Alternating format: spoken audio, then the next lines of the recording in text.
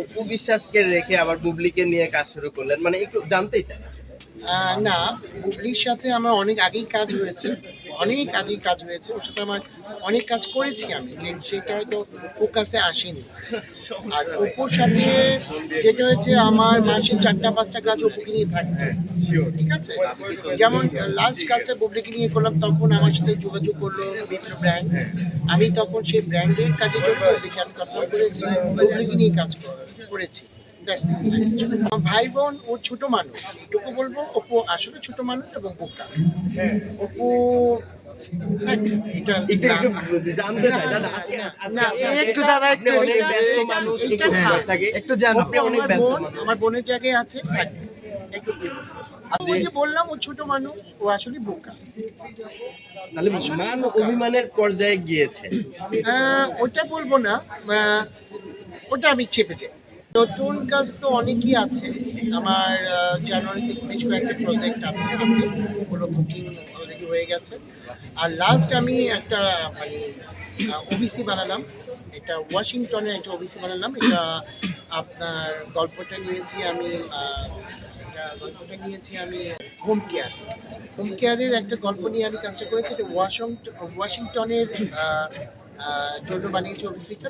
সেটা সেই ওবিসিতে ছিলেন আমার সাথে আবুল হায়াত আঙ্কেল এবং দিদারা জামান মা এবং সব। গল্পটা বৃদ্ধাশ্রম কেন্দ্রিক আমি ওটা করেছি, লাস্ট করেছি, বেশ সারা পাচ্ছি।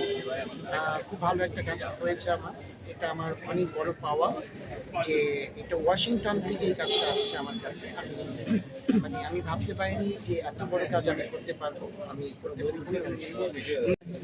আর খুব খুশি হবে এই অর্থটা, কারণ ওর আসার কথা ছিল, ও আসতে পারেনি। আমার বোনের বাসায় বেড়াতে গিয়েছে, ও আসেনি, কিন্তু ওকে উৎসর্গ করলাম এই অ্যাওয়ার্ড। হ্যাঁ, প্রথমে বলি আমি একজন কোরিওগ্রাফার, ঠিক আছে। আমি নতুন পুরনো মিলিয়েই কাজ করি। আমার বেসিক্যালি কাজ করা হয় কিন্তু সেলিব্রিটিদের বেশি নিয়ে। নতুনরা যারা মানে আমার সাথে যোগাযোগ করে, আমি চেষ্টা করি তাদেরকে একটু সাহায্য করার জন্য। কারণ দেখো, নতুন তো আমিও ছিলাম, আমিও নতুন ছিলাম এরকম, আমিও কিন্তু মানুষের সাহায্যের জন্য গিয়েছি। আজকে আমি এই জায়গাতে পৌঁছেছি কিন্তু নতুন থেকেই এই জায়গাতে আসি। আমাকে কিন্তু কেউ আমাকে হেল্প করেনি। আমার ফ্যামিলিতে কিন্তু আমার কেউ এই মিডিয়ার কেউ নাই। মিডিয়া যতটুকু সাপোর্ট পেয়েছে আমার ওয়াইফের কাছ থেকে পেয়েছি। আমার ওয়াইফ আমাকে সাপোর্ট দিয়েছে, তার সাপোর্টে কিন্তু এই পর্যন্ত আমি থাকতে পেরেছি এবং আছি। নতুনদের এইটুকুই বলবো, নতুনদের নিয়ে কাজ করতে আমার ভালো লাগে।